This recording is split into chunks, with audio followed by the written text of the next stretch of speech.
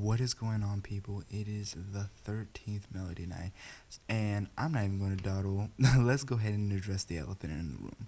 I know this is not a normal one of my videos. Like, normally on this channel, I post music and maybe sometimes social commentary videos, but I'm sorry, I had to make this video because, like, believe it or not, this show is my childhood.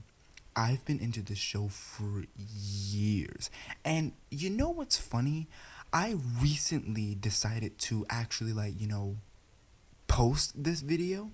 Um and I figured, I was like, I'm kind of late on this topic, like really late. Like, this has been something that people have been talking about for years. But lo and behold, the day before the recording date, as I'm recording right now, Hulu released a teaser trailer for the new show of Amazing World of Gumball. I forget what it's called. I think it was like the Wonderfully Weird World of Gumball or something like that. I don't know. But they released a teaser trailer, which I'll get into that later. I may make a whole nother video talking about, like, analyzing that trailer. So, in a way, I am on time. So let's go ahead and get the disclaimers out of the way. Yeah, not a normal video, but once again, believe it or not, I've actually had this theory and have wanted to do this video for about 4 or 5 years now. I've had this video idea fully complete for about 4 or 5 years. So I'm on time. And like I said, this whole show I've actually watched 5 times. I have watched The Amazing World of Gumball from beginning to end, all 6 seasons, 5 times. 3 times just for fun because I just genuinely like the show. 2 times for the lore. And I know every time people hear lore, they think about, Dark Souls and stuff like that. No.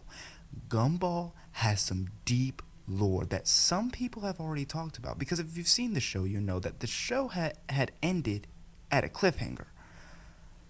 But I'm going to stop stalling. I think that's everything that I wanted to say. We are going to get a lot into this video. This is probably going to be one of my longest video I've ever posted. So because of that, I will not be doing a lot of editing. I know you've probably seen in my social commentary videos, like, I have things with my pictures and things that I like do to make it a little bit entertaining. I'm not going to be doing as much of that because this video and project is so long, but don't worry, still watch it because I will be having, like, clips and stuff directly from the show to, like, prove my statements and stuff like that. This is a theory video, so we're going to get right into it and stuff like that. This video also isn't too abnormal. These are things that I just enjoy doing. I've been wanting to do for a while. This was a very fun project to actually do, because believe it or not, all the music that is in the background that you're hearing even right now was composed by me. So I really got the chance to I've always wanted to make a soundtrack or a score to, like, a story or something like that, which another project that I am working on that will be coming in the future. So yeah, I actually did write all of the music in this video. There'll be some sounds and stuff that I didn't write, but most of the primary, like, music, ominous music stuff, I actually wrote and composed for this video. So I will be posting them on my channel, so check those out. Like, subscribe, and share. And I'm pretty sure that's everything. So let's get into this. Actually, no, that's not everything. One more thing. The Amazing World of Gumball is extremely good show, and it has a lot of lore in it that I really think people don't talk about enough.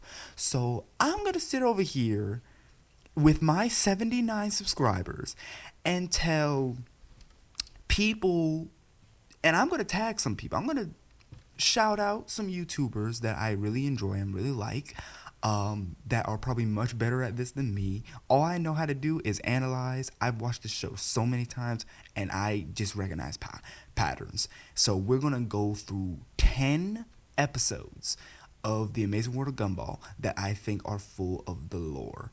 And I beg you, watch the video, because a lot of the things that I'm going to be saying, you'll be able to connect the dots with the things that I'll be saying. But I'm going to go over here and go ahead and shout out The Theorizer. Love your videos on Coraline and Incredibles. The Theorizer, really, I need you to look at this. Film Theory. I know Matt Pat left, but still, y'all need to look at this. And who's the guy who did all the SpongeBob related video? It was like Alex Bailey. I forget the name, but if you know, you know. It's the guy who did the skin theory for SpongeBob. I want him to look at this too. But with all that being said, I'm not going to dawdle anymore. This is going to be a very large project. So let's go ahead and get into this. Let's go ahead and get into discussing The Amazing World of Gumball.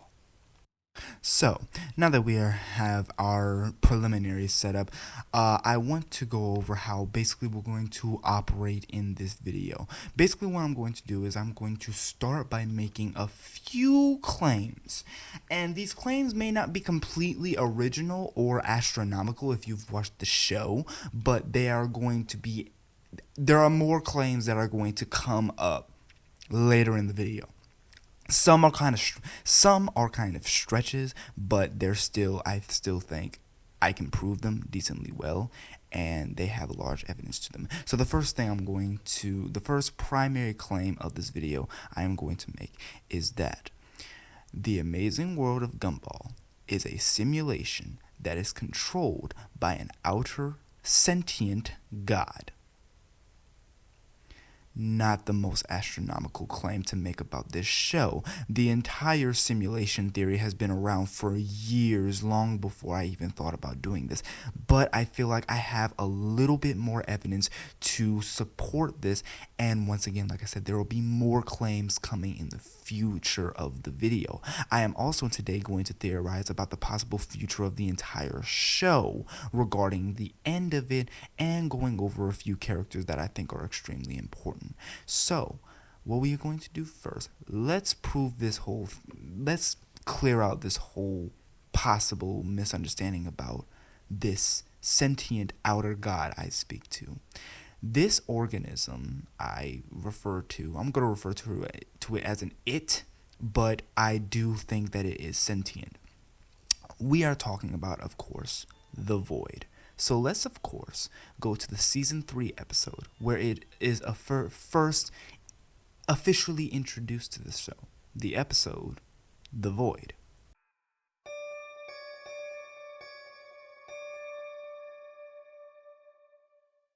If you're wondering, no, I do not need a script to remember the plot of the episode. I told you I watched this show 5 times all the way through. I remember these episodes by heart. So on the episode The Void, Gumball and Darwin are having a normal day at school.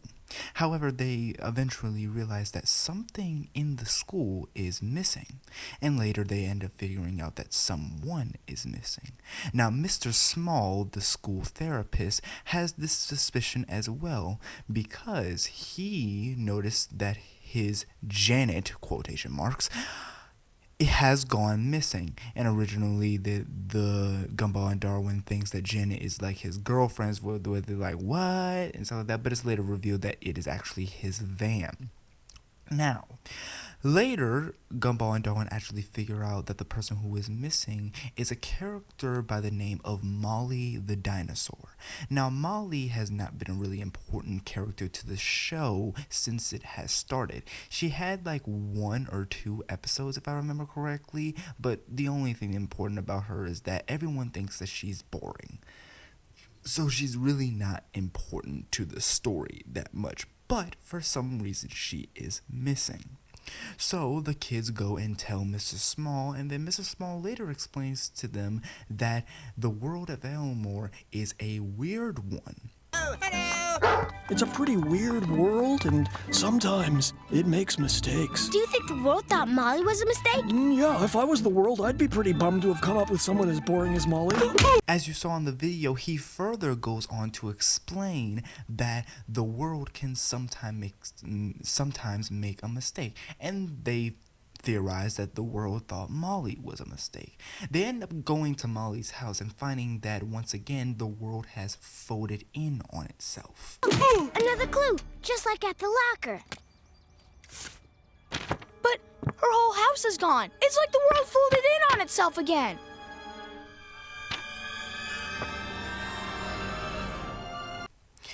Eventually, they realized that where Molly's house was is a flat wall, and they ended up opening the gate to find this. Are you sure you want to do this? We have to. We can't forget about our friends. Okay. On 3, 2, 1. Ladies and gentlemen, this is our first look at the void. I want to stop it here to really look at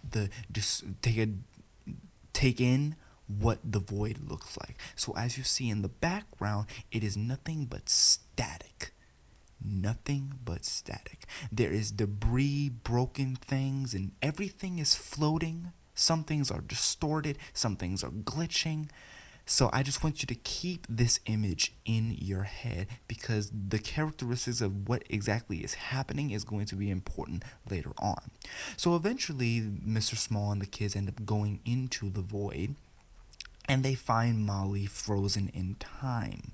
They explain to her that the world thought that she was a mistake, and they are trying to save her. Mr. Small finds his van, and they use the van and the power of friendship and being nice to the van to actually get out. It's important to mention that they realized that the gate to Elmore was closing from inside of the void, because Gumball quotes, "The world doesn't want Molly to escape." Over there, the one that's shrinking and almost closed. Yes, exactly. The one that's, oh my gosh, it's closing!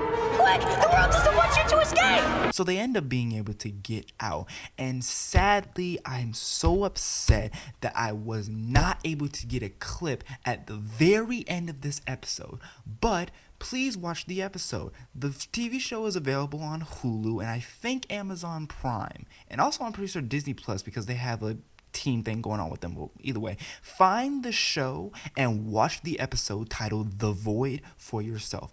Look at the end of the episode, but I'm going to explain to you what happens. The kids get out and they're in the van. Darwin starts saying, "Wait, guys, do you know what we just found? We have to tell everyone." Notice how in this episode they are also wearing tinfoil hats, because Mr. Small says that they need to wear tinfoil hats so the world can't make them forget. And guess what? That's what happens. Right after Darwin says that they need to tell everyone and they're all in agreement, the gate slightly opens again, a wind blows, and their hats are pulled inside of the void. But Molly still remains. But all of their items that they had were pulled inside of the void. And Gumball says, "What were we talking about again?" The episode ends. So, let's look at this. We have knowledge of what the void is. Okay, what the void is.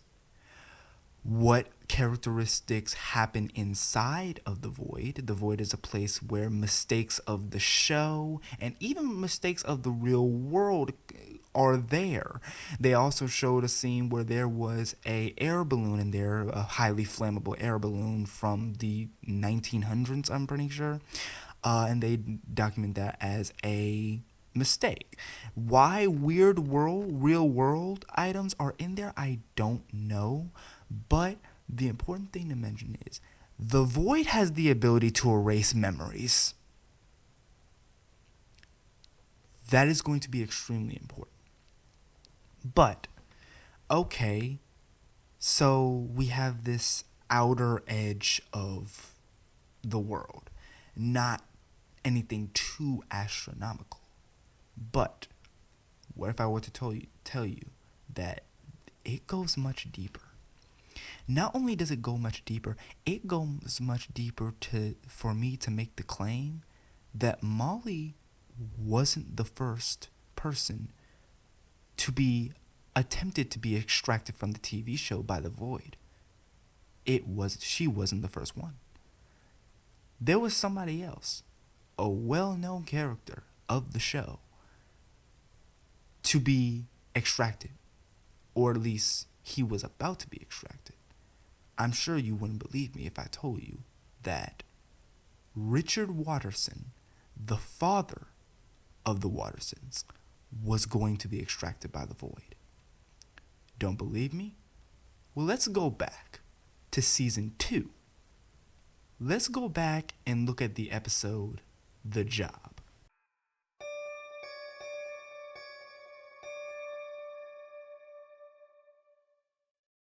Richard Watterson, the father of the Wattersons, known for his laziness, obeseness, and unemployment. But what if I were to tell you that he plays a very important role in this entire theory? So let's look back at the season 2 episode, The Job. Premise of the episode, Richard Watterson finally gets a job. Oh my gosh, that is amazing. However, things go seriously wrong. If you remember the episode, you know what I'm talking about. But if you don't, I'm going to explain it. So Richard Watterson gets a job. And then the mother of the Wattersons, Nicole Watterson, she's all worried about it. She's entirely worried about it. She doesn't think something's right. And she just has an off feeling about it. But they know Richard is probably going to mess up the job, so Gumball and Darwin go and try to help their dad with the job, secretly, of course, while Anais and Nicole stay back home. And Nicole's theories and suspicions are proven correct. The more Richard does his job, the more things become distorted. Water starts going the wrong way. Gravity is messing up. Things are just being off.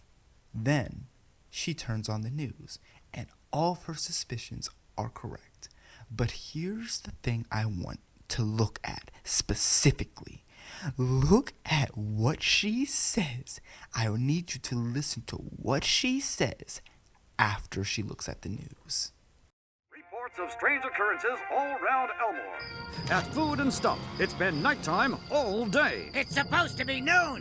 Meanwhile, residents were confused by unseasonal snow. It's supposed to be June. And one senior citizen seems to have inverted gravity. I'm supposed to be on the ground. See? I told you! This is all because of your father! Some things are not meant to be. Dogs shouldn't get on with cats, men shouldn't have ponytails, and your father is not meant to have a job! Okay, nothing too astronomical yet. But listen to the words that she said. Some things in this world are not meant to be. Dogs shouldn't make up with cats, men shouldn't have ponytails, okay?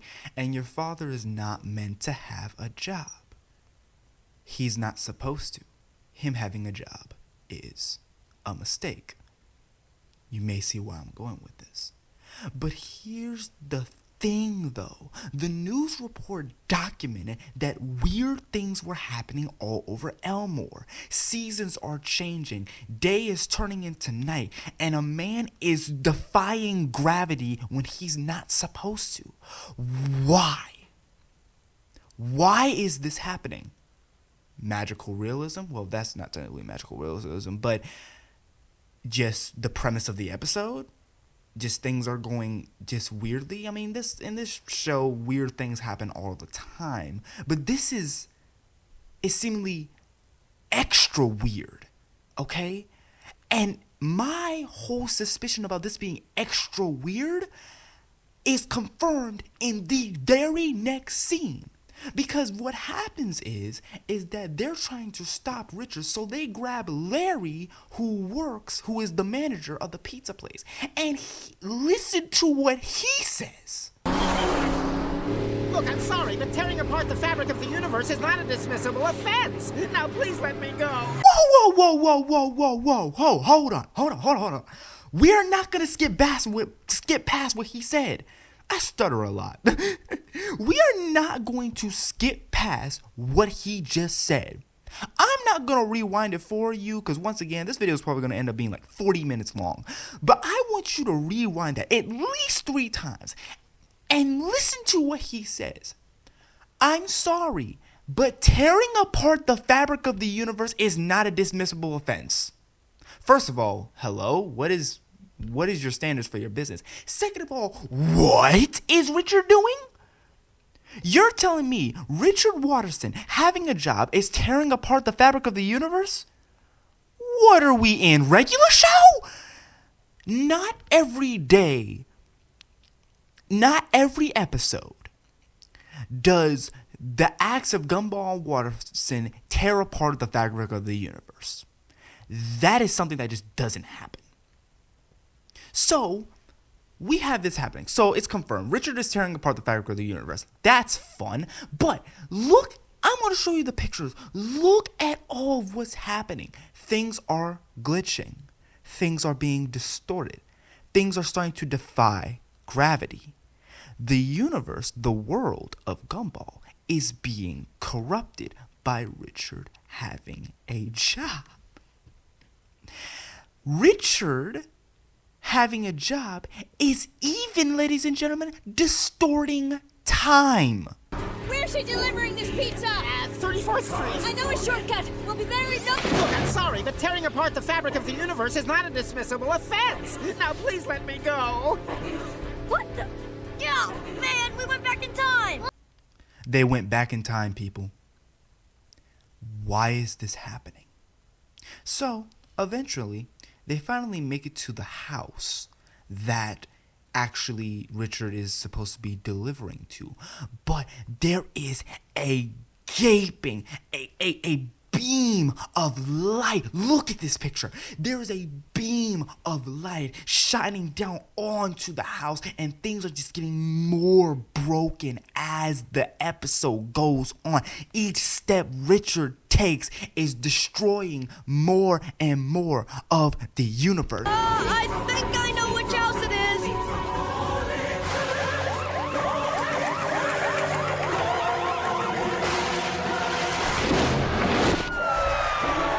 There he is!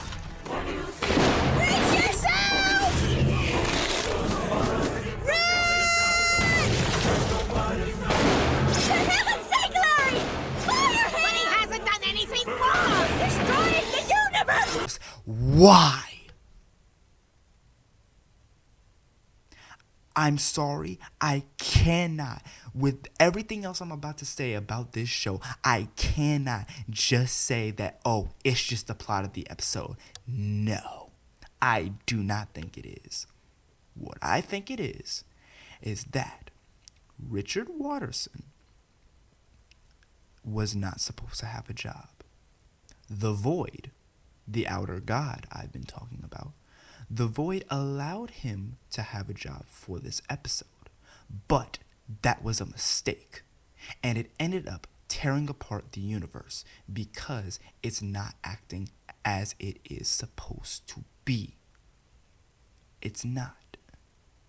It could also be said that also in the episode, I forget the name of it, but it was, was it called The Other or The Imposter or something? But it's when Gumball figures out that his name is actually Zack, and Zack ends up turning into an alter ego of Gumball, basically trying to destroy us. So they actually have to make his name Gumball so he'll be a loser. But I'm getting sidetracked. That's a little mini theory that could possibly prove what I'm saying, but let's go back to what we were talking about. The world made a mistake in allowing Richard to have a job. So now he has to extract him. Now you may be asking, why was this one so big? You know, Molly's was kind of, she was just gone, and it took them a year to figure out that she was missing. I think he was so big. I think this extraction was so big and so obvious because of two reasons. One, Well, not two reasons, but let me just say this. One, I don't think the distortion of the world was because of the void. I don't think so. I think that was just the glitching of the world because of Richard having a job. It's like a machine. It's like even a computer. When something goes wrong inside of the computer, the whole thing glitches. The whole thing becomes distorted. It can't work anymore. I think it's a similar thing happening to what Richard having a job, which also once again proves the whole simulation theory, that this entire thing is just a simulation. And Richard having a job was distorting the simulation. So I don't think the void was causing that. I do think the void was causing the beaming light shining down on that house. And notice how the cars and stuff are floating up to this gaping light. Interesting. Remember the characteristics of the void that I just talked about? We can't just slide past that. Also, I think this one was so obvious because Richard is not an easy character to get rid of. He's the father of the Wattersons. He's going to be very noticeable. So that's also why I think about that. But the episode ends up ending with Richard losing his job because he actually ate some of the pizza. But then the episode then ends with Richard saying that, don't worry, he'll get another job. But he won't, and he never does, because the void will not let him. And let's look at something else.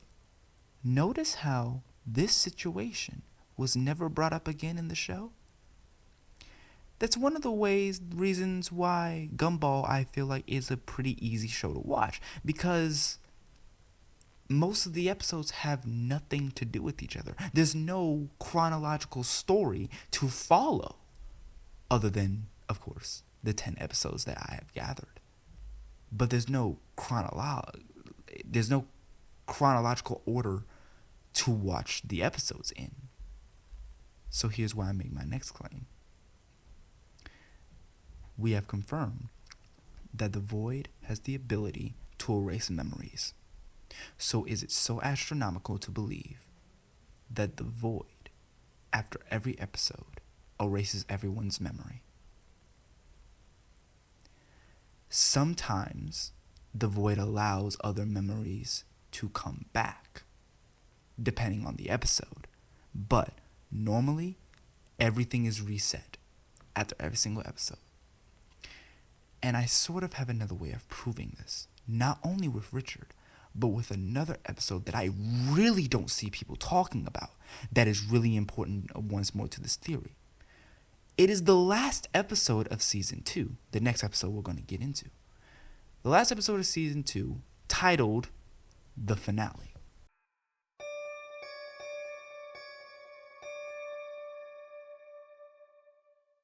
Okay, this one is going to scare you. So, the finale, the final episode of Season 2, the premise of this episode is that actually the Watterson family are actually going through a photo book looking and talking about and reminiscing on different events that happened in past episode, mostly in Season 1. Remember, this is the end of Season 2. But they're reminiscing on events that primarily happened in Season 1 and I think a little bit in Season 2. And what they ended up figuring out is that their past actions are coming back to them. But what they thought is that, oh, it just fixed itself. But that's not what ended up happening. The Watterson family ends up going through large amounts of debt because of a lot of destruction they've caused to the city and the town. Gumball and Watterson have to go back to kindergarten because they actually never end up doing school and whatnot, etc. So they end up trying to fix it, but it doesn't work. Then Anais, the daughter of the Wattersons, proposes an idea that the way it works is that the more mistakes they make, the worse it gets, and then it just ends up fixing itself. I think Gumball was onto something. Up until now, every bad situation has gotten worse and worse until it's somehow just fixed itself. There's only one solution left. What is it? Everyone take a problem part ways and produce a problem more problematic than a problem of that proportion should probably be. Huh? Just do what you do best. Make things worse. So, she told them the way to fix this is do what they do best. Make things worse. And that's exactly what they do.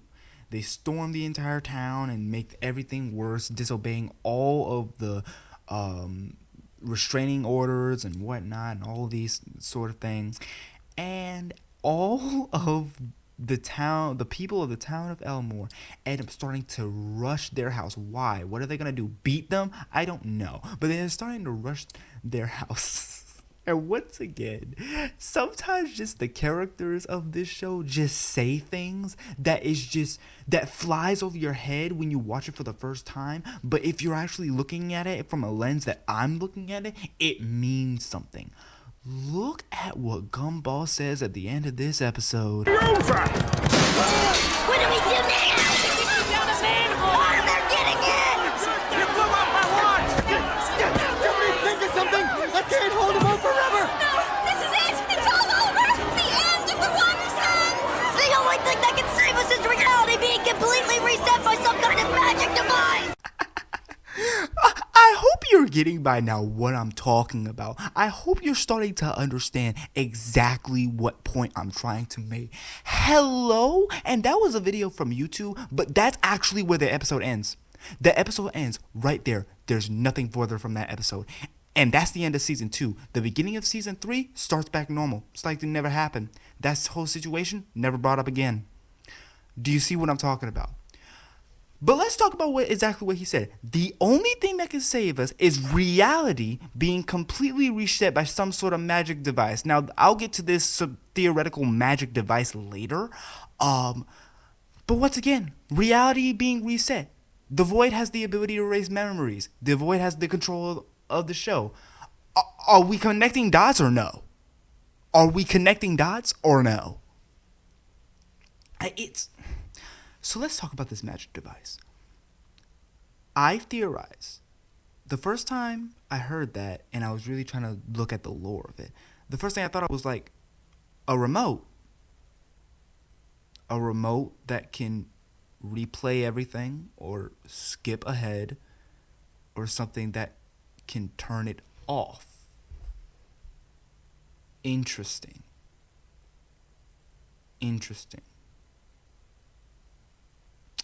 This is the end of kind of the prequel section where we're going to go over episodes before season 3. All of the episodes is going to be after the Void episode in season 3. But things are going to get darker and scarier from here. Note what Gumball said, and I think that really does prove my theory that after each episode, everyone's memory is erased. Reality is reset. A new episode comes. But let's go on and talk about an episode after the Void.